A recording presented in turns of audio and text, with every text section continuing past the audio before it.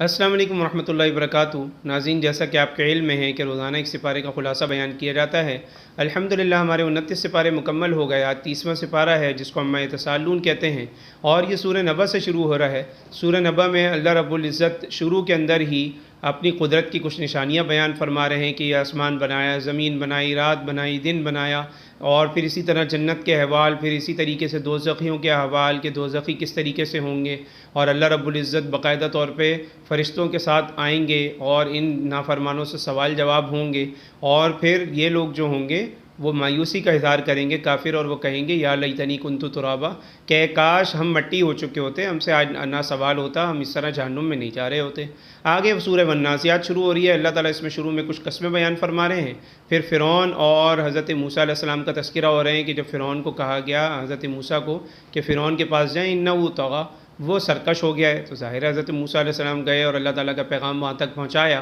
تو لیکن فرعون آپ کو پتہ ہے کہ وہ کہہ رہا تھا انا ربکم الاعلیٰ، میں اللہ تعالیٰ کا، میں بہت بڑا رب ہوں، یعنی میں عالی ہوں۔ تو ظاہر ہے اس دعوے کی نفی حضرت موسیٰ علیہ السلام پہ لازم تھی اور انہوں نے اپنے طریقے سے کی۔ پھر اللہ تعالیٰ آگے جنتیوں کے حوال بیان فرما رہا ہے اور کہہ رہا ہے کہ جو شخص اپنے رب کے سامنے کھڑے ہونے سے ڈرا تو اس کے لیے جنتان، دو جنتیں، یعنی اس کا بہت بڑا مقام ہے، اور جو اللہ تعالیٰ کے سامنے کھڑے ہونے سے نہیں ڈرے گا وہ جہنم میں جائے گا۔ پھر اسی صورت کے آخر میں آپ صلی اللہ علیہ وسلم کو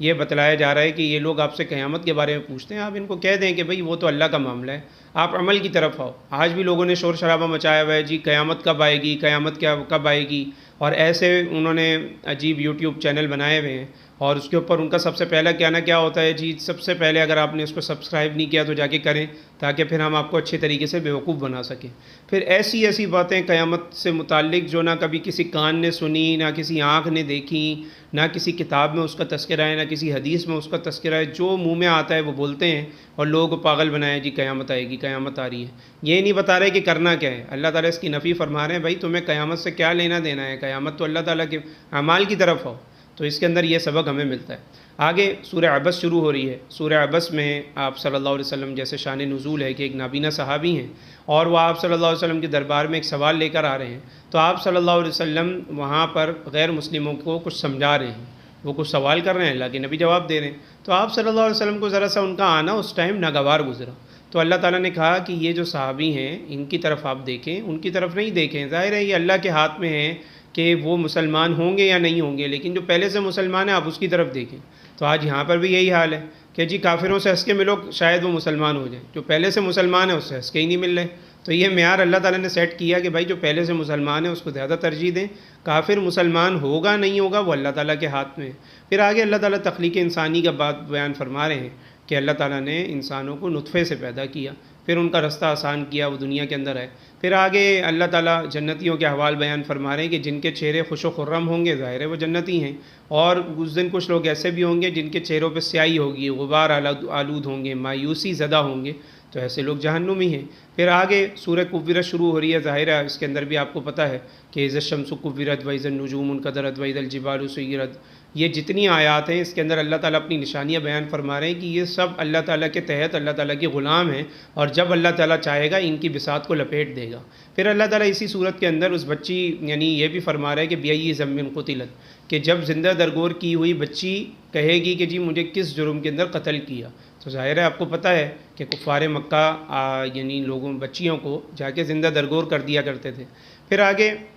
اللہ تعالیٰ فرما رہے ہیں کہ یہ جو تمہارے صاحب ہیں یعنی نبی صلی اللہ علیہ وسلم، یہ خدا نہ خواستہ کوئی مجنون نہیں ہے کہ یہ کہتے ہیں جی میرے پاس کوئی فرشتہ آتا ہے، بلکہ انہوں نے وَلَقَدْ رَآهُ بِالْأُفُقِ الْمُبِينِ، انہوں نے آپ صلی اللہ علیہ وسلم نے فرمایا کہ انہوں نے حضرت جبریل کو اللہ تعالیٰ نے کہا کہ وہ دیکھا ہے انہوں نے، اور کیسے دیکھا ہے، جیسے آپ کو پہلے ہی بتایا تھا کہ ایک افق کے اوپر جب اللہ تعالیٰ نے آپ صلی اللہ علیہ وسلم نے خواہش کا اظہار کیا تو انہوں نے دکھایا، تو آسمان کے کنارے پہ صرف حضرت جبریل ہی جبریل نظر آ رہے تھے، اتنی زیادہ حضرت جبریل کا ہجوم اور اتنے بڑے حضرت جبریل تھے، تو یہ سب چیزیں سامنے ہیں۔ پھر اسی طریقے سے آگے سورہ انفطار شروع ہو رہی ہے، اس کے اندر بھی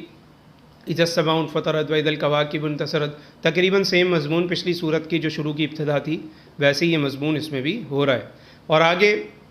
اللہ تعالیٰ فرما رہا ہے کہ جو نعمت یعنی جو ابرار ہیں، جو اچھے لوگ ہیں انہی کے لیے نعمتیں ہیں، اور جو وَإِنَّ الْفُجَّارَ لَفِي جَحِيمٍ، جو برے لوگ ہیں ان کے لیے جہنم ہے، تو یہ بالکل واضح سی بات ہے۔ پھر آگے سورہ مطففین شروع ہو رہی ہے، اور سورہ مطففین میں اللہ رب العزت حضرت شعیب علیہ السلام کی قوم کے احوال بیان فرما رہے ہیں کہ حضرت شعیب علیہ السلام کی قوم جو تھی وہ ناپ تول میں کمی کرتی تھی، تو اللہ تعالیٰ فرما رہا ہے ویل للمطففین کہ یہ لوگ ہلاکت کے اندر پڑ گئے، یہ ناپ تول میں کمی کرنے والے، اذا اکتالوا الذین اذا اکتالوا علی الناس یستوفون، یعنی جب یہ ناپ تول کرتے ہیں تو اس میں کمی کر دیتے ہیں، تو یہ ان کی مذمت بیان ہوئی۔ تو کتنا بڑا گناہ ہے، آج ہم سمجھتے ہی نہیں ہے بیچنے والا کیا کر رہا ہے، ایسے کر رہا ہے، اس کو پتہ ہے کہ ابھی نیچے جانے لگا ہے، وہ لیول میں آئے گا نہیں آئے گا، وہ ایسے ہی اٹھا کے تھیلی دے دیتا ہے۔ تو یہ سب چیزیں ہم روزمرہ دیکھتے ہیں، اور یہ اتنا بڑا گناہ ہے کہ اللہ تعالیٰ اس کی قیامت میں یعنی قرآن میں اس کی مذمت فرما رہا ہے۔ اور پھر اس میں بھی یہ بات ہو رہی ہے کہ جو ابرار ہوں گے وہ علیین میں ہوں گے، جو فجار ہوں گے وہ سجین میں ہوں گے، تو یہ بھی جنت کے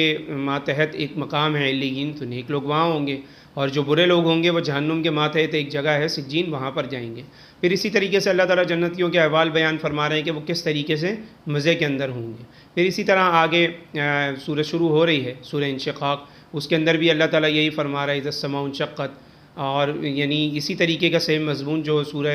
کفرت میں چل رہا تھا یا سورہ انفطار میں چل رہا تھا، تو اللہ تعالیٰ اسی کے اندر کچھ اپنی نشانیوں کے تذکرے فرما رہے ہیں۔ اور پھر اللہ تعالیٰ اسی صورت کے اندر فرما رہے ہیں کہ جس کے سیدھے ہاتھ کے اندر نامہ اعمال دیا جائے گا وہ جنت میں جائے گا، جس کے الٹے ہاتھ میں دیا جائے گا وہ جہنم میں جائے گا۔ آگے سورہ بروج شروع ہو رہی ہے، اس میں اصحاب الاخدود کا تذکرہ ہے کہ جو ایمان لے کر آ گئے تھے اور ان کو خندقیں بنا کر ان کو وہاں پہ آگ جلا کر ان کو اس کے اندر پھینک دیا گیا تھا، تو بہت بڑا گناہ تھا۔ تو اللہ تعالیٰ فرما رہا ہے قتل اصحاب الاخدود، کہ یہ جو اصحاب الاخدود ہیں یہ مارے جائیں، یہ ہلاک ہو جائیں، کیونکہ انہوں نے مسلمانوں کے اوپر اتنا ظلم کیا اس دور میں، مسلمان جو کہ حق کے راہ کے اندر مارے گئے اور انہوں نے اسلام کو اور کلمے کو نہیں چھوڑا۔ پھر آگے اللہ تعالیٰ فرما رہے ہیں کہ جو ایمان لے کر آئیں گے ان کے لیے جنت ہے، اور جو برے لوگ ہیں ظاہر ہے اس کا عکس ہے کہ جو برے لوگ ہیں ان کے لیے جہنم ہے۔ پھر اللہ تعالیٰ اسی کے اندر فرما رہا ہے اپنی قدرت کی نشانی کہ فعال لما یرید، اللہ تعالیٰ جو چاہتا ہے وہ کر کے دکھاتا ہے۔ آگے سورہ طارق شروع ہو رہی ہے، اور وہاں پر والسماء والطارق وما ادراک ما الطارق النجم الثاقب، رات کو آنے والی کیا ہے، رات کو آنے والی، تو النجم الثاقب ظاہر ہے اس میں ستارے کا تذکرہ ہے، ستاروں کی بات چل رہی ہے۔ پھر آگے اللہ تعالیٰ اسی کے اندر فرما رہا ہے کہ یہی قیامت ہے کہ جب کیا ہوگا، سب چیزیں حاضر کر لی جائیں گی، اور جب حاضر کر لی جائیں گی تو ظاہر ہے اچھے کا اچھا اور برے کا برا ہو جائے گا، کھرے کھوٹے میں فرق واضح ہو جائے گا۔ آگے سورہ اعلیٰ شروع ہو رہی ہے، ظاہر ہے آپ کو پتہ ہے کہ یہ صورت بڑی عظیم و شان صورت ہے، اکثر جمعے میں سورہ جو اعلیٰ ہے اور غاشیہ کی تلاوت کی جاتی ہے، اور یہ سنت عمل بھی ہے۔ تو آپ صلی اللہ علیہ وسلم اس کے اندر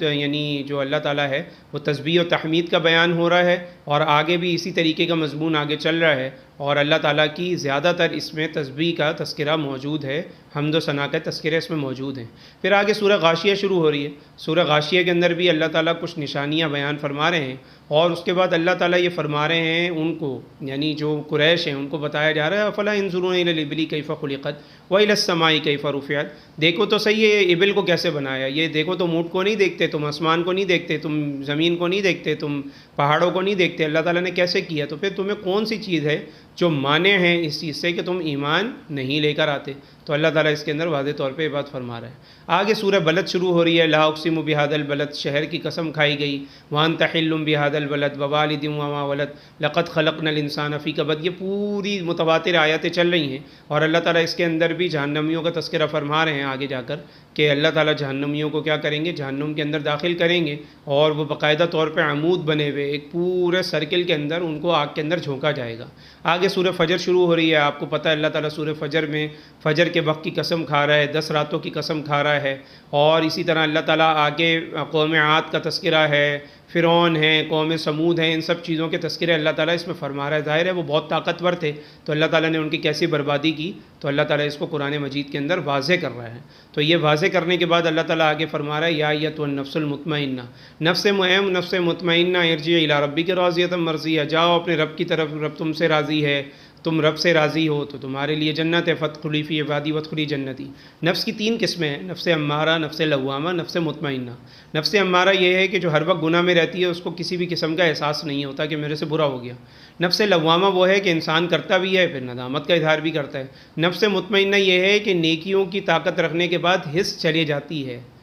گناہ کرنے کی حس جاتی رہتی ہے، تو یہ نفس مطمئنہ ہے جس کے ساتھ اللہ تعالیٰ نے وعدہ فرمایا ہے۔ تو ہماری دعا ہے کہ اللہ تعالیٰ میں نفس مطمئنہ عطا فرمائے۔ آگے سورہ لیل شروع ہو رہی ہے، ظاہر ہے اس میں اللہ تعالیٰ رات کی قسم کھا رہا ہے، اور اسی طریقے سے مختلف قسم کی قسمیں اس کے اندر سورہ شمس شروع ہو رہی ہے آگے۔ تو سورہ شمس جو شروع ہو رہی ہے اس میں اللہ تعالیٰ والشمس وضحاہا والقمر اذا تلاہا، یہ ساری اللہ تعالیٰ قسمیں برابر کھا رہے ہیں۔ پھر اللہ تعالیٰ کہہ رہے ہیں فَأَلْهَمَهَا فُجُورَهَا وَتَقْوَاهَا، ہم نے انسان کو کیا کیا ہے، ہم نے انسان کو الہام کیا ہے اچھے اور برے کا، اچھا کرے گا جنت میں جائے گا، برا کرے گا جہنم میں جائے گا۔ پھر اس کے بعد قوم صالح کا تذکرہ ہو رہا ہے کہ انہوں نے کس طریقے سے ناقۃ اللہ جو اللہ تعالیٰ کی اونٹنی تھی اس کو قتل کیا اور اس کی کونچیں کاٹ دیں، پھر اللہ تعالیٰ نے ان کے اوپر عذاب نازل کیا۔ پھر سورہ لیل شروع ہو رہی ہے، اس میں بھی اللہ تعالیٰ قسمیں کھا رہا ہے، اور آگے حضرت سیدنا ابوبکر صدیق رضی اللہ عنہ کی فضیلت بھی بیان ہو رہی ہے کہ وہ اللہ کے راستے میں خرچ کرتے ہیں۔ وَسَيُجَنَّبُهَا الْأَتْقَى، وہ اتقیٰ ہیں، ایک ہوتا ہے متقی، ایک ہوتا ہے اتقیٰ، سب سے زیادہ متقی۔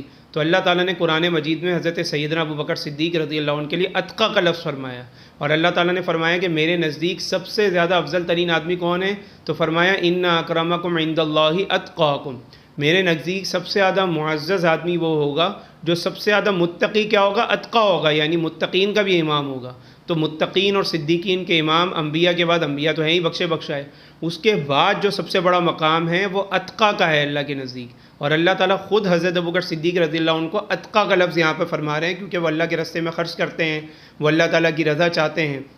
اور اس کے مقابلے میں بدبخت لوگ بھی ہیں جو اللہ تعالیٰ کی ناراضگی اختیار، اللہ تعالیٰ کی ناراضگی لے کے بیٹھے ہوئے۔ تو اس صورت سے حضرت سیدنا ابوبکر صدیق رضی اللہ عنہ کی فضیلت بھی ثابت ہو رہی ہے۔ آگے سورہ والضحیٰ ہے جس میں دن کی قسم کھائی جا رہی ہے۔ بعض مفسرین کہتے ہیں کہ آپ صلی اللہ علیہ وسلم کی قسم کھائی گئی، آپ صلی اللہ علیہ وسلم کے چہرے کی قسم کھائی گئی، محبوبانہ تفسیر ہوتی ہے کچھ۔ تو پھر آپ صلی اللہ علیہ وسلم کے بارے میں بات ہو رہی ہے کہ آپ کو ہم نے یتیم دیکھا، ہم نے آپ کو ٹھکانہ دیا، آپ کو ہم نے دیکھا کہ آپ راہ نہیں پاتے تو ہم نے آپ کو راہ دکھائی۔ ظاہر ہے آپ صلی اللہ علیہ وسلم کو جب وحی نازل ہوئی کس طریقے سے تبلیغ کرنی ہے، کس طرح لوگوں تک پہنچنا ہے، تو ظاہر ہے اللہ رب العزت یہ راہیں دکھاتا چلا گیا، اور اللہ تعالیٰ فرما رہا ہے کہ من قریب آپ کو اتنا دے دیں گے کہ اے رسول، اے نبی، آپ ہم سے راضی ہو جائیں گے۔ تو کتنا اللہ تعالیٰ کو پیار ہے ہمارے نبی سے۔ آگے سورہ علم نشرہ شروع ہو رہی ہے کہ اللہ تعالیٰ فرما رہا ہے ہم نے آپ کا سینہ کھول دیا، یعنی جو آپ کو مشکلات تھی تبلیغ میں، خدا نخواستہ کوئی ہچکچاہٹ یعنی ہو جاتی، تو ظاہر ہے لوگ کہتے ہیں بھئی یہ کیا جو فصیح و بلیغ کلام ہی نہیں کر پا رہے نبی، تو نبی صلی اللہ علیہ وسلم کا کلام انتہائی فصیح و بلیغ تھا۔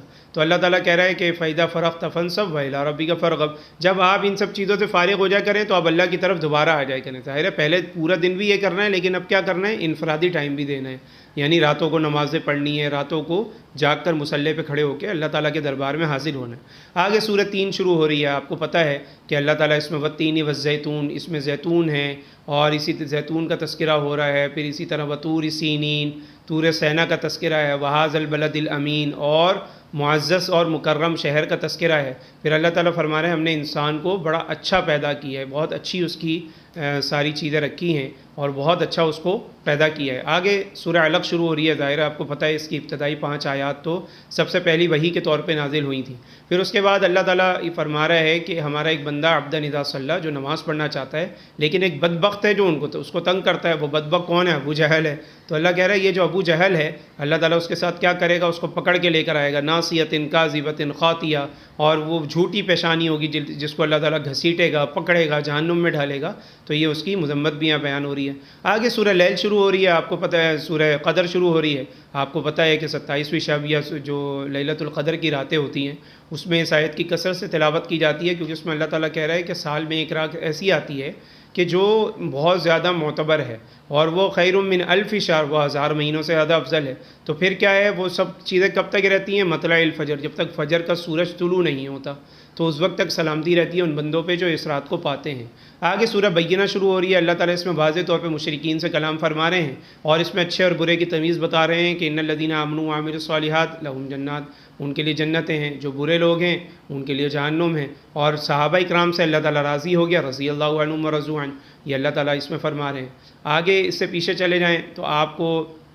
سورہ زلزال ملے گی، اس میں اللہ تعالیٰ قیامت کا تذکرہ فرما رہے ہیں کہ ایک وقت ایسا آئے گا کہ قیامت آئے گی اور سب چیزیں واضح ہو جائیں گی۔ پھر اس سے پیچھے والعادیات ہے، سورہ عادیات میں گھوڑوں کی قسمیں کھائی جا رہی ہیں۔ پھر فرمایا جا رہا ہے کہ انسان جو ہے وہ بہت زیادہ ناشکرہ ہے، اللہ تعالیٰ گھوڑوں کے بارے میں بیان کر کے یہ کہہ رہا ہے کہ بھائی جانوروں سے ہی کوئی سبق حاصل کر لو۔ اس سے پیچھے چلے جائیں تو اس سے پیچھے القاریہ آپ کو صورت ملے گی، تو ظاہر ہے القاریہ کے اندر بھی آپ کو یہی سب باتیں سیم مضمون کے ساتھ ملیں گی کہ اللہ تعالیٰ کچھ احوال بیان فرما رہے ہیں، اور اس کے اندر جنتیوں جہنمیوں کا تذکرہ فرما رہے ہیں کہ جہنمیوں کو اللہ تعالیٰ سخت عذاب دے گا۔ اس کے بعد اس سے پہلے سورہ تکاثر شروع ہو رہی ہے۔ سورہ تکاثر میں اللہ تعالیٰ کہہ رہا ہے کہ بھائی تم جان لو گے، اس چیز کی حقیقت کو جان لو گے کہ جب تمہاری آنکھیں صحیح معنوں میں تمہاری آنکھیں کھلیں گی تو تمہیں پتہ لگے گا کہ سچ کیا تھا اور جھوٹ کیا تھا۔ تو ہمیں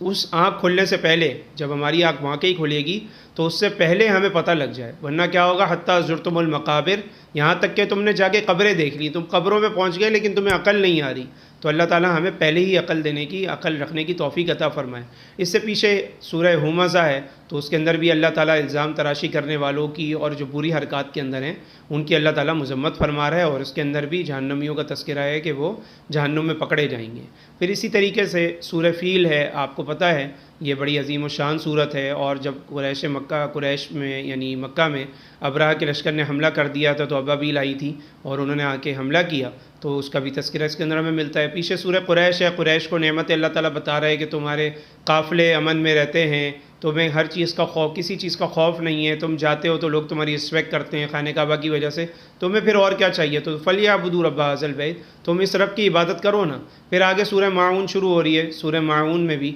اللہ رب العزت یعنی مذمت فرما رہے ہیں بری حرکات کی، اور پھر اللہ تعالیٰ فرما رہے ہیں کہ یعنی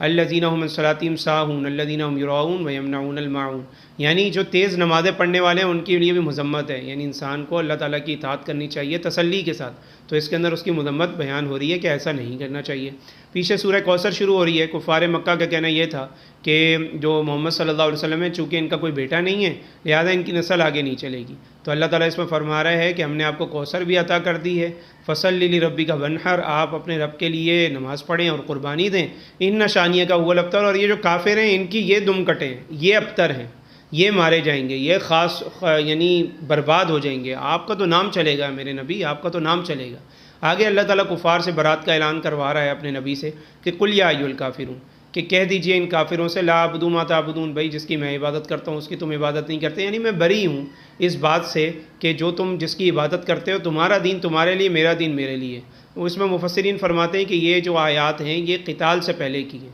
بعد میں چھوڑا نہیں گیا، بعد میں یہ ہوا بھائی مانو، نہیں مانتے ٹیکس دے کے رہو، جزیہ دے کے، نہیں ہے تو پھر قتال ہوگا۔ تو اس میں بہت سارے لوگ کہتے ہیں جی کافر کو کافر نہیں کہو، تو بھائی کافر کو تو کافر نہیں کہو تو کیا کہو؟ آپ نے تو 2 بار خود کافر کہہ دیا، کافر کو کافر نہیں کہو، تو 2 بار تو آپ خود کافر کہہ چکے ہیں، تو پھر کافر کو کیا کہیں؟ مسلمان کہیں۔ اللہ کے نبی کو باقاعدہ طور پہ فرمایا جا رہا ہے کہہ دو ان کافروں سے او کافروں،